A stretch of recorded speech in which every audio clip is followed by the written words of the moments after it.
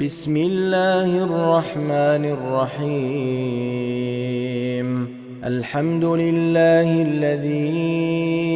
أنزل على عبده الكتاب ولم يجعل له عوجا قيما لينذر بأسا شديدا من لدنه ويبشر المؤمنين الذين يعملون الصالحات أن لهم أجرا حسنا ماكثين فيه أبدا وينذر الذين قالوا اتخذ الله ولدا ما لهم به من علم ولا لآبائهم كبرت كلمة تخرج من أفواههم إن يقولون إلا كذبا فلعلك باخع نفسك على آثارهم إن لم يؤمنوا بهذا الحديث أسفا إنا جعلنا ما على الأرض زينة لها لنبلوهم أيهم أحسن عملا وإنا لجاعلون ما عليها صعيدا جرزا أم حسبت أن أصحاب الكهف والرقيم كانوا من آياتنا عجبا إذ أوى الفتية إلى الكهف فقالوا ربنا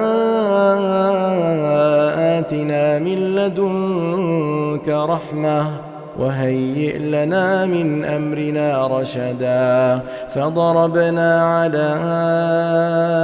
آذانهم في الكهف سنين عددا ثم بعثناهم لنعلم أي الحزبين أحصى لما لبثوا أمدا نحن نقص عليك نبأهم بالحق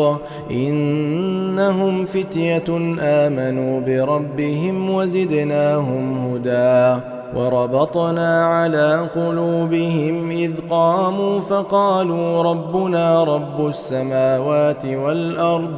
لن ندعو من دونه إلها لقد قلنا إذا شططا هؤلاء قومنا اتخذوا من دونه آلهة لولا يأتون عليهم بسلطان بين فمن أظلم ممن افترى على الله كذبا وإذ اعتزلتموهم وما يعبدون إلا الله فأووا إلى الكهف ينشر لكم ربكم من رحمته ويهيئ لكم من أمركم مرفقا وترى الشمس إذا طلعت تزاور عن كهفهم ذات اليمين وإذا غربت تقرضهم ذات الشمال وهم في فجوة منه ذلك من آيات الله من يهد الله فهو المهتد ومن يضلل فلن تجد له وليا مرشدا وتحسبهم أيقاظا وهم رقود ونقلبهم ذات اليمين وذات الشمال وكلبهم باسط ذراعيه بالوصيد لو اطلعت عليهم لوليت منهم فرارا ولملئت منهم رعبا وكذلك بعثناهم ليتساءلوا بينهم قال قائل منهم كم لبثتم قالوا لبثنا يوما أو بعض يوم قالوا ربكم أعلم بما لبثتم فابعثوا أحدكم بورقكم هذه إلى المدينة فلينظر أيها وأزكى طعاما فليأتكم برزق منه وليتلطف ولا يشعرن بكم أحدا إنهم إن يظهروا عليكم يرجموكم أو يعيدوكم في ملتهم ولن تفلحوا إذن أبدا وكذلك أعثرنا عليهم ليعلموا أن وعد الله حق وأن الساعة لا ريب فيها إذ يتنازعون بينهم أمرهم فقالوا ابنوا عليهم بنيانا ربهم أعلم بهم قال الذين غلبوا على أمرهم لنتخذن عليهم مسجدا سيقولون ثلاثة رابعهم كلبهم ويقولون خمسة سادسهم كلبهم رجما بالغيب ويقولون سبعة وثامنهم كلبهم قل ربي أعلم بعدتهم ما يعلمهم إلا قليل فلا تمار فيهم إلا مراء ظاهرا ولا تستفت فيهم منهم أحدا ولا تقولن لشيء إني فاعل ذلك غدا إلا أن يشاء الله واذكر ربك إذا نسيت وقل عسى أن يهديني ربي لأقرب من هذا رشدا ولبثوا في كهفهم 300 سنين وازدادوا 9 قل الله أعلم بما لبثوا له غيب السماوات والأرض أبصر به وأسمع ما لهم من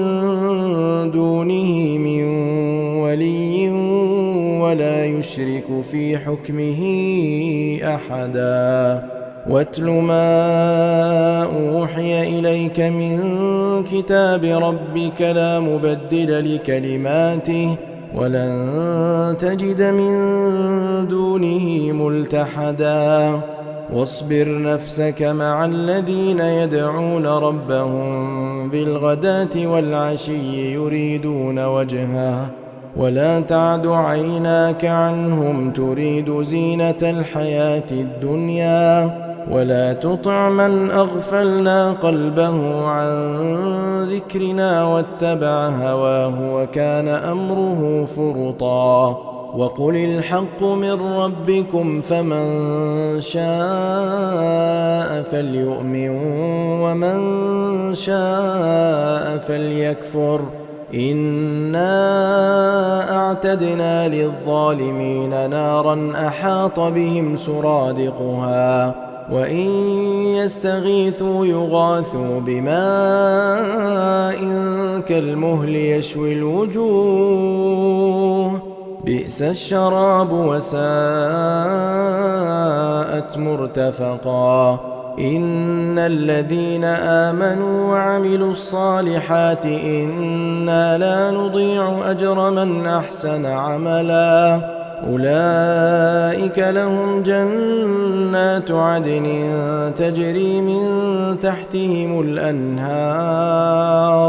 يحلون فيها من أساور من ذهب ويلبسون ثيابا خضرا من سندس واستبرق متكئين فيها على الأرائك نعم الثواب وحسنت مرتفقا واضرب لهم مثل الرجلين جعلنا لأحدهما جنتين من أعناب وحففناهما بنخل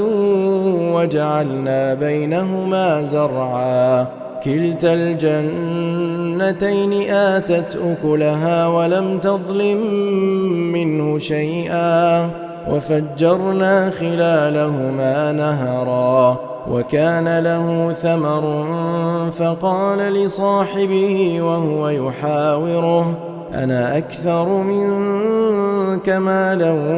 وأعز نفرا ودخل جنته وهو ظالم لنفسه قال ما أظن أن تبيد هذه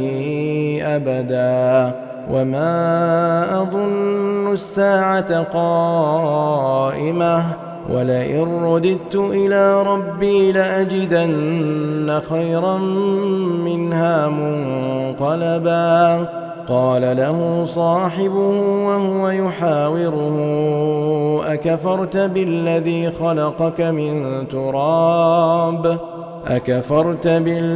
خلقك من تراب ثم من نطفة ثم سواك رجلا لكن هو الله ربي ولا أشرك بربي أحدا ولولا إذ دخلت جنتك قلت ما شاء الله لا قوة إلا بالله إن ترني أنا أقل منك مالا وولدا فعسى ربي أن يؤتيني خيرا من جنتك ويرسل عليها حسبانا من السماء فتصبح صعيدا زلقا أو يصبح ماؤها غورا فلن تستطيع له طلبا وأحيط بثمره فأصبح يقلب كفيه على ما أنفق فيها وهي خاوية على عروشها ويقول يا ليتني لم أشرك بربي أحدا ولم تكن له فئة ينصرونه من دون الله وما كان منتصرا هنالك الولاية لله الحق هو خير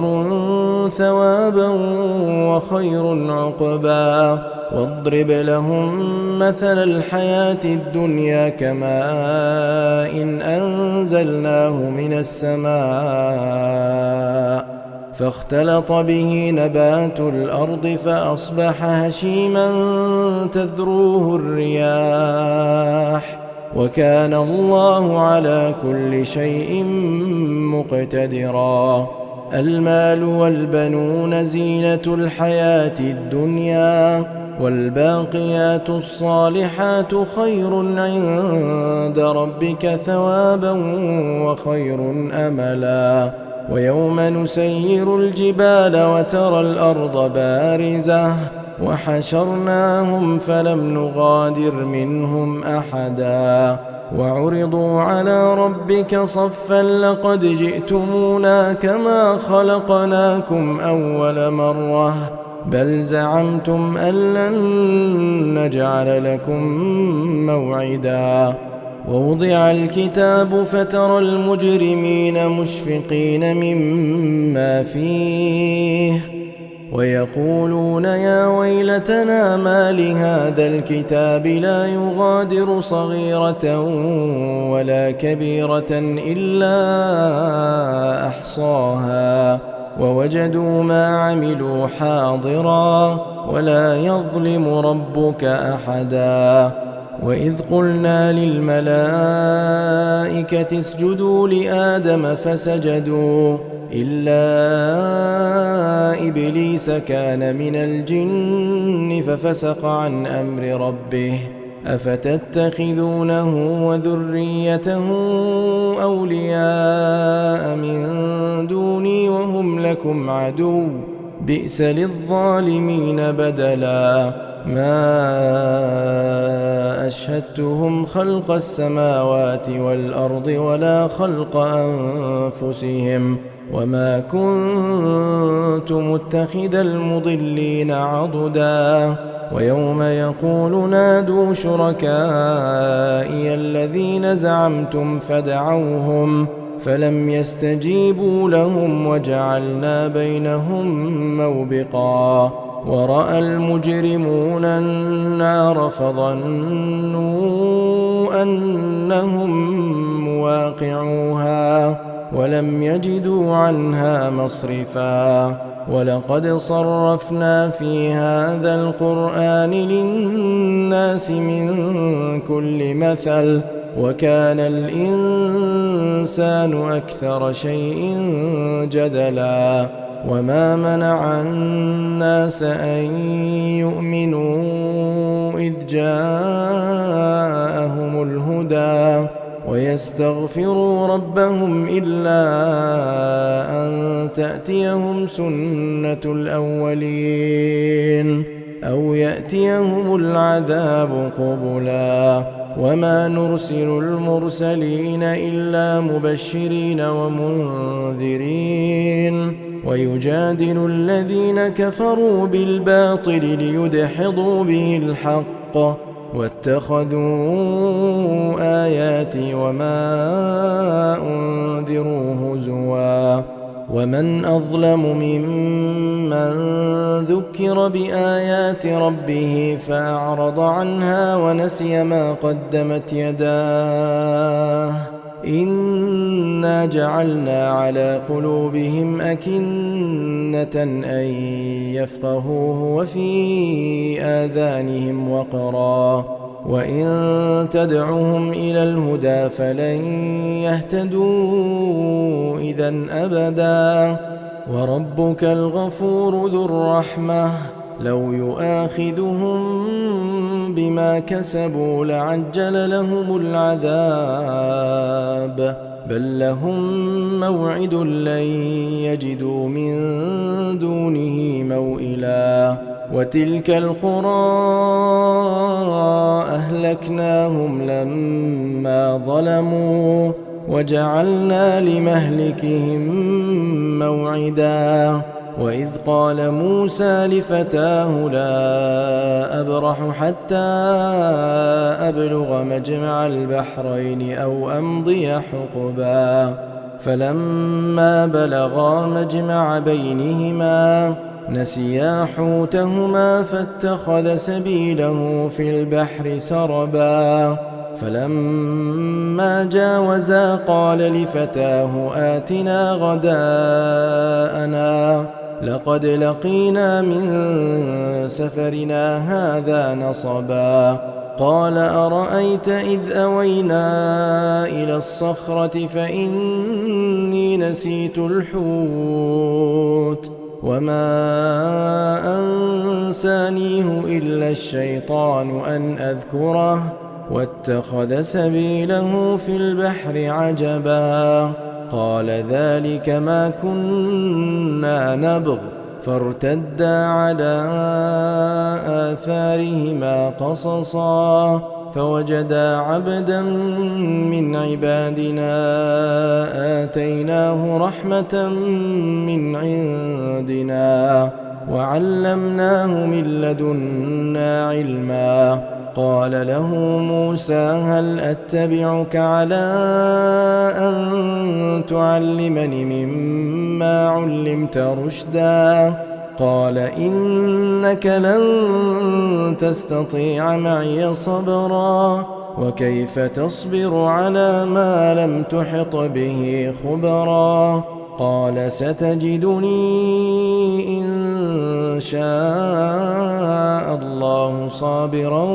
ولا أعصي لك أمرا قال فإن اتبعتني فلا تسألني عن شيء حتى أحدث لك منه ذكرا فانطلقا حتى إذا ركبا في السفينة خرقها قال أخرقتها لتغرق أهلها لقد جئت شيئا إمرا قال ألم أقل إنك لن تستطيع معي صبرا قال لا تؤاخذني بما نسيت ولا ترهقني من أمري عسرا فانطلقا حتى إذا لقيا غلاما فقتله قال أقتلت نفسا زكية بغير نفس لقد جئت شيئا نكرا قال ألم أقل لك إنك لن تستطيع معي صبرا قال إن سألتك عن شيء بعدها فلا تصاحبني قد بلغت من لدني عذرا فانطلقا حتى إذا أتيا أهل قرية استطعما أهلها فأبوا أن يضيفوهما فوجدا فيها جدارا يريد أن ينقض فأقامه قال لو شئت لاتخذت عليه أجرا قال هذا فراق بيني وبينك سأنبئك بتأويل ما لم تستطع عليه صبرا أما السفينة فكانت لمساكين يعملون في البحر فأردت أن أعيبها وكان وراءهم ملك يأخذ كل سفينة غصبا وأما الغلام فكان أبواه مؤمنين فخشينا أن يرهقهما طغيانا وكفرا فأردنا أن يبدلهما ربهما خيرا منه زكاة وأقرب رحما وأما الجدار فكان لغلامين يتيمين في المدينة وكان تحته كنز لهما وكان أبوهما صالحا فأراد ربك أن يبلغا أشدهما ويستخرجا كنزهما رحمة من ربك وما فعلته عن أمري ذلك تأويل ما لم تسطع عليه صبرا ويسألونك عن ذي القرنين قل سأتلو عليكم منه ذكرا إنا مكنا له في الأرض وآتيناه من كل شيء سببا فأتبع سببا حتى إذا بلغ مغرب الشمس وجدها تغرب في عين حمئة ووجد عندها قوما قلنا يا ذا القرنين إما أن تعذب وإما أن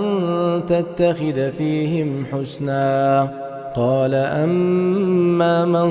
ظلم فسوف نعذبه ثم يرد إلى ربه فيعذبه عذابا نكرا وأما من آمن وعمل صالحا فله جزاء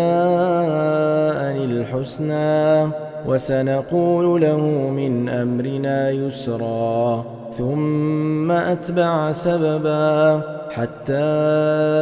إذا بلغ مطلع الشمس وجدها تطلع على قوم لم نجعل لهم من دونها سترا كذلك وقد أحطنا بما لديه خبرا ثم أتبع سببا حتى إذا بلغ بين السدين وجد من دونهما قوما لا يكادون يفقهون قولا قالوا يا ذا القرنين إن يأجوج ومأجوج مفسدون في الأرض فهل نجعل لك خرجا على أن تجعل بيننا وبينهم سدا قال ما مكني فيه ربي خير فأعينوني بقوة أجعل بينكم وبينهم ردما آتوني زبر الحديد حتى إذا ساوى بين الصدفين قال انفخوا حتى إذا جعله نارا قال آتوني أفرغ عليه قطرا فما استطاعوا أن يظهروه وما استطاعوا له نقبا قال هذا رحمة من ربي فإذا جاء وعد ربي جعله دكاء وكان وعد ربي حقا وتركنا بعضهم يومئذ يموج في بعض ونفخ في الصور فجمعناهم جمعا وعرضنا جهنم يومئذ للكافرين عرضا الذين كانت أعينهم في غطاء عن ذكري وكانوا لا يستطيعون سمعا أفحسب الذين كفروا أن يتخذوا عبادي من دوني أولياء إنا أعتدنا جهنم للكافرين نزلا قل هل ننبئكم بالأخسرين أعمالا الذين ضل سعيهم في الحياة الدنيا وهم يحسبون أنهم يحسنون صنعا أولئك الذين كفروا بآيات ربهم ولقائه فحبطت أعمالهم فلا نقيم لهم يوم القيامة وزنا ذلك جزاؤهم جهنم بما كفروا واتخذوا آياتي ورسلي هزوا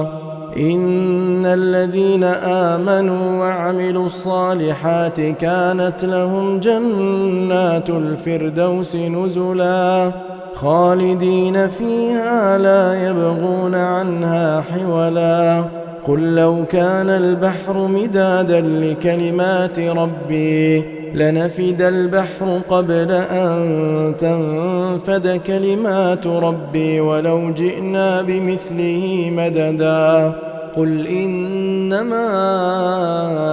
أنا بشر مثلكم يوحى إلي أنما إلهكم إله واحد فمن كان يرجو لقاء ربه فليعمل عملا صالحا ولا يشرك بعبادة ربه أحدا.